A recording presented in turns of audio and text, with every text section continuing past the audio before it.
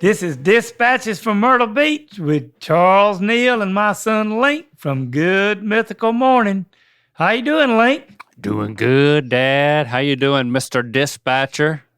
I'm still dispatching. We still getting with it. Every single week I'm now. doing pretty good. We're definitely we've re-hit our stride, getting back into every week. Oh yeah. I think and I've had a couple people that told me they was glad it was coming out every week, so it was a good thing for me. Mm-hmm. Yeah. I love to hear it. Now, when I got a question for you, because it's on my mind, and if there's anybody I who would know, maybe I think it would be you. When it comes to napping, what's the latest hour of the day that it's still okay to take a nap? Any later, it becomes a bad idea. It'd probably be a bad idea, 3 o'clock or a little after that. But I mean, most of the time when I take one, it's between 1 and 3 o'clock. Okay. And if it's 3:01, you might be like, "Oh, I'm not going to take a nap." No, because most of the time you take a nap, sometimes my naps last about an hour or so. So, well, yeah. I mean, yeah. What do you think we're talking about? A power nap? And that's not even technically a power nap. Is not a nap in my book. That's a different thing. That's a 20-minute nap is like torture. I mean, it's very mild torture. It's like if you stay at a 3-star hotel and the mattress is just slightly uncomfortable. That's what it's like. Yeah, it's funny. You asked me this question when I was talking to Lily a couple of weeks ago, and I don't know how we got on the subject. I said, but it was because we had to come in from what we were doing. Me and Nancy were so tired. We'd been on that trip. We were taking a nap, and Lily said, "Oh, it's good to take naps. It's good to take naps." Hey, there's no shame in naps in the Neal household. I'll take a nap, but Dad, I'm gonna tell you right now, it's not 3 o'clock for me. I think it might be 5 o'clock for me. Oh Lord. Yeah, as long as it's not as long as it doesn't say 5. If it's 4:59, I can still take a nap, I feel like. But it has to be a night that I'm going to stay up late and then get up later the next day. So if it's Sunday and the next day's a work day, well, I actually talked myself out of the 4:59 nap yesterday. That's why it's on my mind. I talked myself out of it. And because I was like, I want to be able to go to sleep at a normal time and wake up at a normal time for work. But I still miss it. Part of me still wishes I would have had that nap. But if it's on a Saturday or a Friday, mostly Saturday, and I'm taking a nap, I'll take a nap at 4:59, 5 to 6, and then I'll get up and do something by 8. There you go. Does Jabe still take a nap with you? Oh, yeah. Jade and Jasper are always hoping that I'm going to take a nap. Like, that's the other thing is that they are so it's like validation. It's like, you've made a good choice, Master, to lay down and take a nap. Oh, you've made a good choice, Master, to lay down and take a second nap. I've done that. I'll do that. That's what Gypsy tells me because when I lay down and take a nap, Gypsy, and it's like when I even go to bed at night, she's laying right between my legs. I mean, she says, "I am so glad you're in here taking a nap with me. It's what you need to do." Yeah. Our dogs speak to us, and do you know what they say to us? Please take more naps. Please take a nap. You deserve it. I want to be here right with you. We both deserve a nap. And then it's just like, there's nothing better than a guilt-free nap, Oh, I'm telling. Especially if you can, the fact that we can just fall asleep is such a gift. Like there's people who can't do it. Rhett can't do it. Rhett can't do it. Christy has a hard time doing it sometimes. Yep. She'll go to sleep, and then something will wake her up, and then I'll look at her again. She's on her phone. She's like, I got woke up. I'm never going back to sleep. So it's like, if I get woken up during a nap, I just go back to sleep. It's in some ways it excites me because then it's like, oh, that was a nap, and now I can take another one, and it counts as a new nap. So on that count, I've probably taken 5 naps in a day before. No shame, no shame. And I'm just doing what my dogs are telling me to do. Well, you had a question for me, and we've since we talked about Lahaina over in Hawaii before, I've got a lot of emails and different stuff back for them, and really, I wanted to tell them thank you for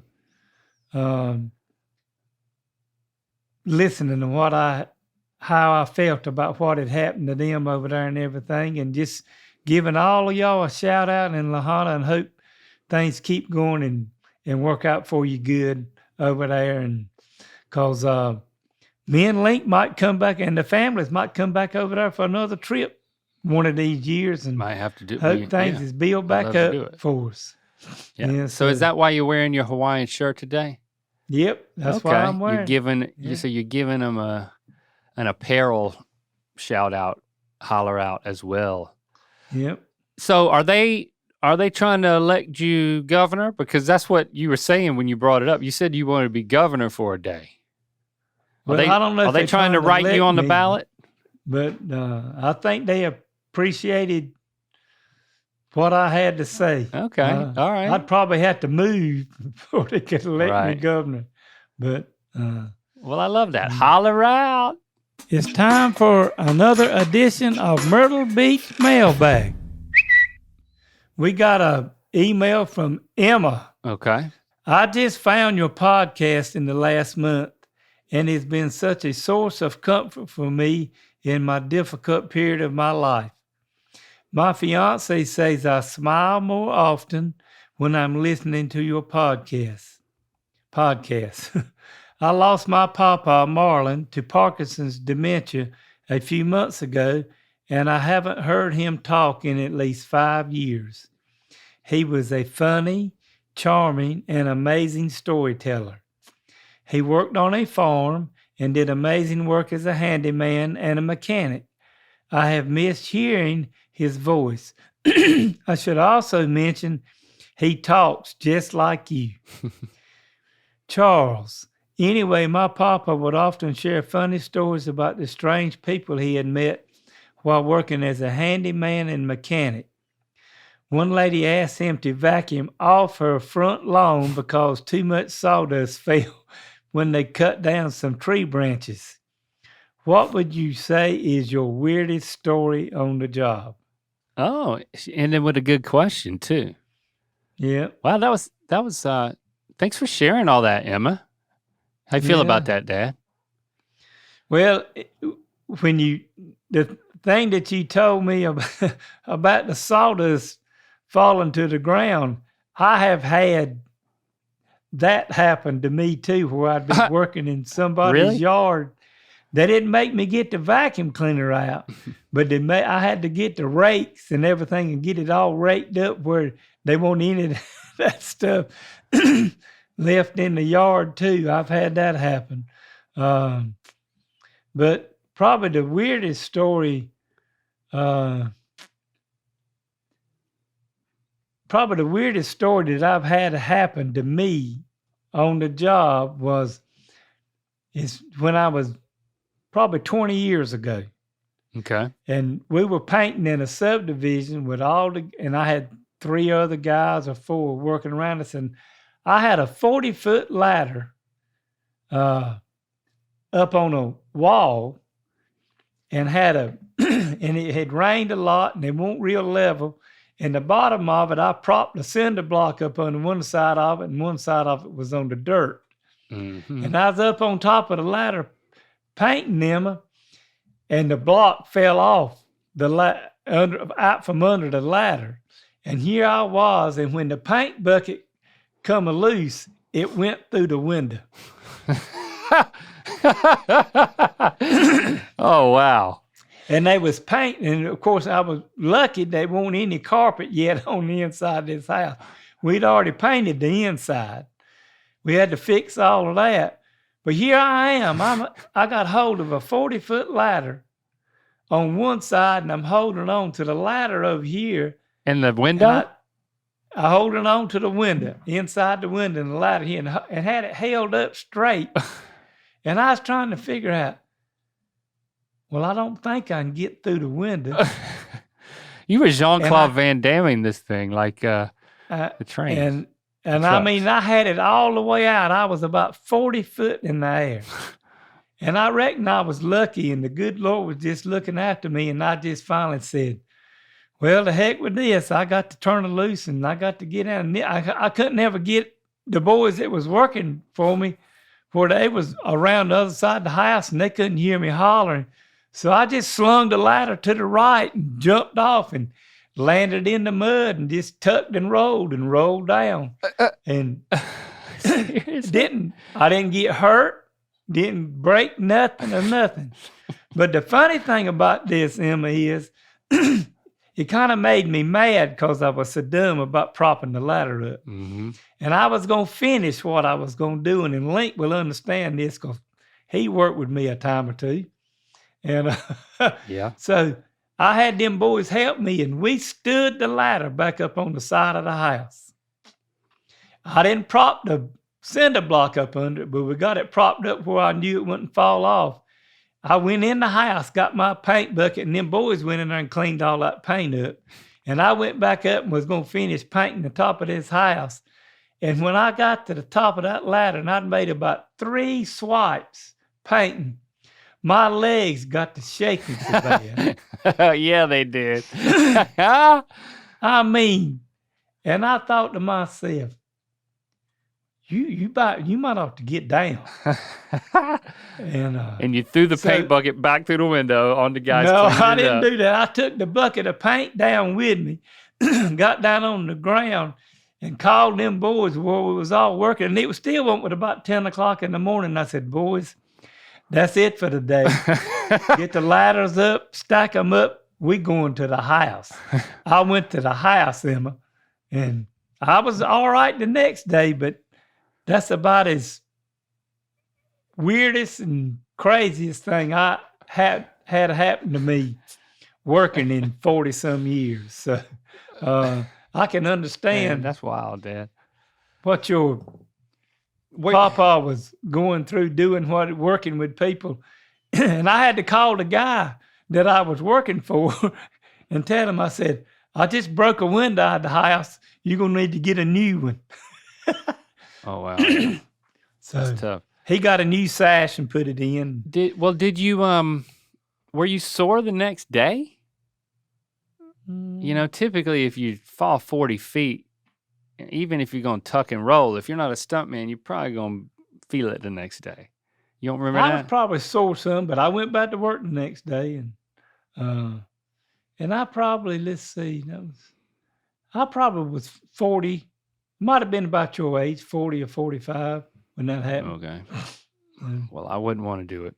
At my age, I would not want to fall off a 40-foot ladder. I thought you were going to say that, like, you were like stretched like this and you like pulled the ladder and the window back together. And then, well, it was so crooked. Or that you when you said you threw the ladder, I thought you were going to say that you then grabbed onto the window and then climbed in the window. But no, you threw the ladder one way so you wouldn't fall on it. And then you jumped the other way. Another way. And you tucked and rolled. When I hit the ground, I just tucked and rolled up. That's it. If you don't learn anything else today, Myrtle Beasts, tuck and roll. Tuck and roll. If you're on fire, actually, tuck and roll. That's a good thing to do. If you're falling off a 40-foot ladder, tuck and roll.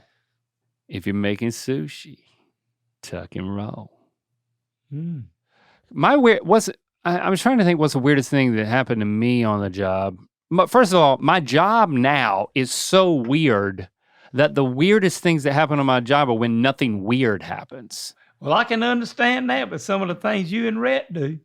Dad, we did this episode. I mean, it's been weeks now that it's been out, but I don't think you've seen it. We did this episode where we tested this vest that has an airbag in it. And I'm thinking about getting Nana one.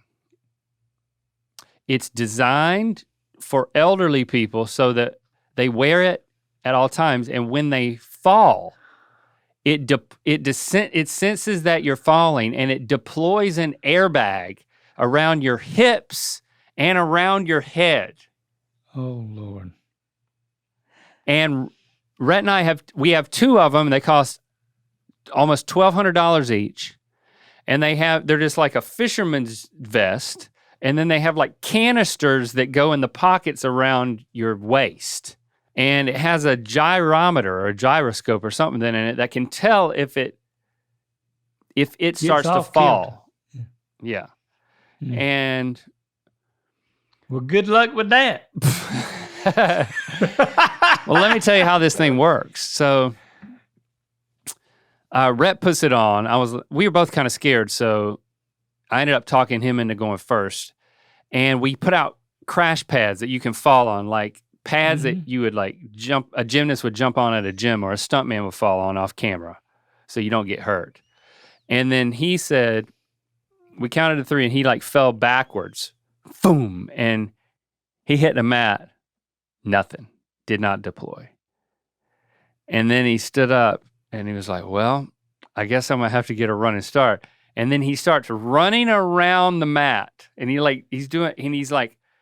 halfway around the circle to get back to the beginning of the mat where he's going to jump. And he's just running around the mat, and then all of a sudden, poof, the whole thing just like explodes around him as he's running. And it scared the shit out of me, as well as him and everybody else, because it sounded like a gunshot going off. I mean, this thing is like, and then he just looks like, Stevie said he looked like a popped kernel of popcorn. And he did. And then after that, I was like, well, now I'm supposed to do it, but I'm too scared. Like, it scared me so bad when it happened to him that I'm too scared to do it. But then I did it, and I'm like, okay, I'm gonna stand here on the edge of the mat, and instead of falling over, since that didn't work for Rhett, I jumped in the air so that I would land hard and it would pop when I hit the mat. Well, when I went like this to like spring load for my jump, but I blew up. I totally popped like a popcorn, and it scared the crap out of me. Anyway, I'm getting one of these for Nana. Well, that sounds like it don't. I don't think that's a good idea, because if it don't work when it's supposed to work, who's gonna get her out of it when it deploys? Maybe we'll just leave it deployed at all times. I see her getting up in the morning, getting out of bed, putting on her popcorn costume, and walking around with that. We reloaded them, and then we both fell at the same time, and they both exploded when we hit the mat, when we fell the most normally. Okay. I don't know, so I tend to believe it might still work, but maybe we put them out of business. I don't know. But we have 2 of them here, so maybe I'll give one of them to Nana. Well, just go ahead. That'll be all right. But my job is so weird. That's my point. It's like, if something like that doesn't happen, that's what's weird. #blessed. International Darts fans rejoice. Mythical just dropped an all-new International Darts League hoodie and tee. Check out the new retro Space Age-inspired merch, available now at mythical.com ! Let's leave it in. Let's leave it. Why do you want to learn a new language? Maybe you have an upcoming international trip, want to connect with family or a new culture, or just want a new skill or hobby. In comes Rosetta Stone, the most trusted language learning program, available on desktop or as an app that truly immerses you in the language you want to learn. It has been a trusted expert for 30 years with millions of users and 25 languages offered. Rosetta Stone immerses you in many ways. There are no English translations, so you really learn to speak, listen, and think in that language. It's truly designed for long-term retention. Plus, it's all available for an amazing value. Their lifetime membership has all 25 languages. There's lifetime access to all 25 language courses Rosetta Stone offers for 50% off. A steal! Don't put off learning that language. There's no better time than right now to get started.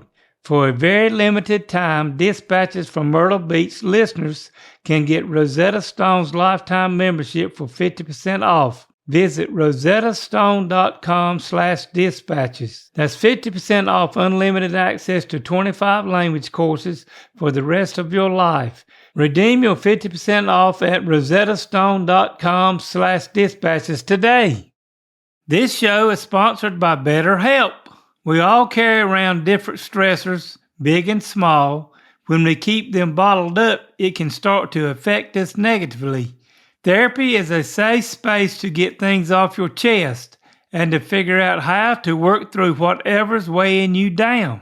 This show, sponsored by BetterHelp, is a good way for you to be able to talk to somebody and get something off your chest, because I've had to get some things off my chest in my lifetime and been to a therapist and done that for probably 6 months, going through different things in my life. And it gets you calmed down and you're not in a stress environment anymore. And it makes you just feel so much better about yourself because you're able to talk to somebody that they're not going to tell somebody else what you're talking about. They keep it to themselves. Just like, if you tell a friend something, they say, oh, I'm not going to tell anybody. But most of the time, they're going to tell somebody. So it's a really good thing if you call BetterHelp and need to talk to somebody. It'll be a good way to get something off your chest. If you're thinking of starting therapy, give BetterHelp a try. It's entirely online, designed to be convenient, flexible, and suited to your schedule. Just fill out a brief questionnaire to get matched with a licensed therapist and switch therapists anytime for no additional charge. Get it off your chest with BetterHelp. Visit betterhelp.com/dispatches today to get 10% off your first month. That's BetterHelp, HELP.com/dispatches. It's time for our first edition of Lights, Camera, and some Southern Fried Action. Yes. I have learned that you have not seen Star Wars? No. Dad. None of them? Mm-mm. Well, I know a little bit about them. okay. I know some of the people that was in them. Okay, Luke, what's his last name? Skywalker. And who's his dad? Darth Vader. Okay, all right. So you're a student of pop culture from the 70s. So I know Harrison Ford. I know Harrison Ford was in it. What was his character's name? Han. Yeah, there's another part. Han. Okay. We could be here all day doing this. Han Solo. I'm not going to push you like I did last. Solo. Okay. Last week I pushed you real hard on pronunciation. Obi Kenobi or. Anyway, my proposal is to take an iconic scene from Star Wars, and I thought it was appropriate. We're father and son to act out this iconic scene, and I would like for you to read the updated script that I've sent to you. Okay, so this is not I've updated it to be more in a Southern vernacular for your character. Charth Vader, by the way. Charth Vader. Your name is Charth Vader. All right. And I'm Link Skywalker. Yeah. So, and I have the script here. Do you have your script? Got it right in front of me. Okay. So when I read the screen direction, I want you to do the Foley. Remember what that is? The what? The Foley. We've done this before. You do the sound effects, remember? Oh, okay. Okay. Foley. So you're doing all the sound effects you can do it with anything you can find without getting up. Most notably your mouth. But you could Okay. you could beat your chest, or you could. All right. Okay. Gantry outside control room, reactor shaft. Link Skywalker moves along the railing. What? He's not walking on water bottle. And up to the control room. Okay. Darth Vader lunges at him, and Link immediately raises his lit sword.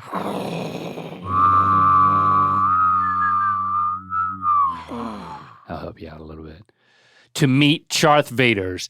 This is me and you, we're fighting, Darth.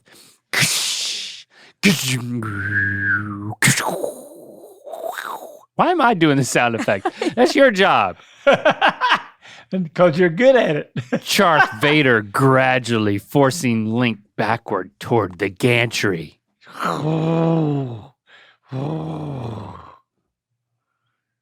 Your line. You done been beat, boy. There ain't no use in resisting. Don't let yourself be destroyed like old Wobby-Wan. Link answers by rolling sideways. Tuck and roll. and thrusting his sword at Darth Vader so viciously that he nicks Darth Vader on the shoulder. Oh, Roger. Did you just call me Roger? Roger. Don't call me Roger. I'm Luke. Oh. The black armor sparks and smokes, and Darth Vader seems to be hurt. That's not just smoke. That's very incendiary. But immediately recovers. Link backs off the long, narrow end of the gantry as Darth Vader comes at him, slashing. Yes. Slashing at the young Jedi with his sword.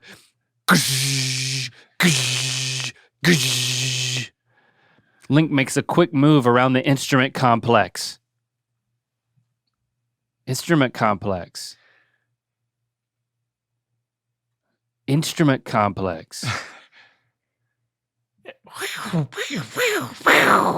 Attached to the end of the gantry, Darth Vader's sword comes slashing down, cutting the complex loose. It begins to fall, then is caught by the rising wind and blown upward.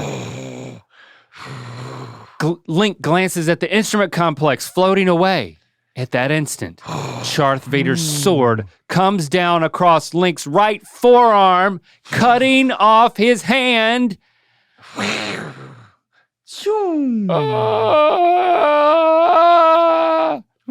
Cutting off his hand and sending his sword flying. In great pain, Link squeezes his forearm underneath his left armpit. Is that what he did? His left armpit. Where am I? It moves back along the gantry to its extreme end. Darth Vader follows. The wind subsides. Link holds on. There is nowhere else to go.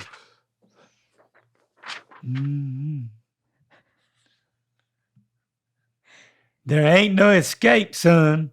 Don't go making me kick you to high heaven. Bless your heart. You're learning your powers. I reckon with us working together, we can put an end to this mess and bring some order to the whole dang galaxy. I'll never join you! Yes, you will.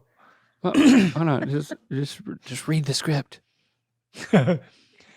If only you knew the power of the dark side over yonder. Obi-Wan never runs his mouth about what happened to your daddy. He told me enough. It was you who killed him. No, I'm your daddy. No, that's not true.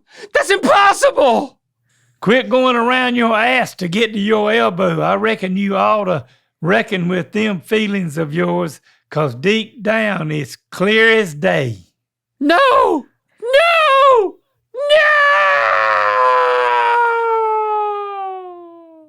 Son, you got what it takes to take down the emperor. He may think he's got it all figured out, but your destiny's as plain as day. Join your daddy, and we'll rule this galaxy together like a father and son oughta. Come on with me. There ain't no other path for us. Darth Vader puts away his sword and holds his hand out to Link. Hold your hand out. Higher, higher, lower, lower. Hold your hand out. Okay. A calm comes over Link. He makes a decision. In the next instant, he steps off the gantry platform onto space. The Dark Lord looks over the platform and sees Link falling far below. Ooh. I hit my elbow.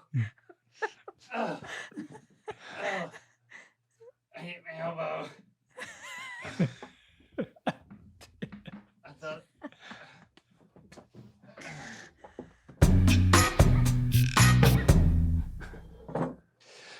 Now you definitely don't need to see the movie, Dad. Okay. That was pretty much it. Oh no, you did such a great job. You I might have. busted my elbow. That's like a lot. That's quite a lot for the. Was my elbow red? I hit my funny bone. Oh, you'll live.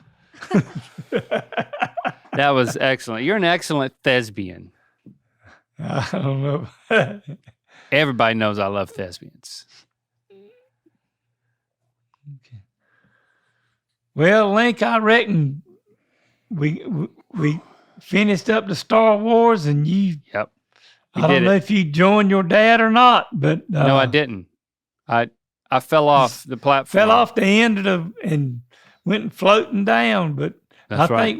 I think there's another episode of Star Wars 2, so we'll have to pick it up from there. Oh, okay. You really want to figure out what happens in Star Wars? Is that what you're saying?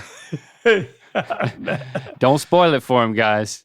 If you email him. Got me interested now. Yeah. But all you Myrtle Beach out there, it was fun having you all here with us today. We'll be back next week for another one. And don't forget to follow, subscribe wherever you get your podcast and on YouTube. And while you're at it, rate and review us on Apple Podcasts. You got a question, comment, or story you'd like to share with me, email me at ratherbeshaggin53@aol.com. Y'all have a great rest of the week, and we can't wait to juggle your jello again next time. Yeah, juggle the jello? Okay, all right. Keep them guessing. Yep. Well, hope you have a good week. And you too. Enjoyed seeing you again. Yep. Good work. Love you. All right. Love you.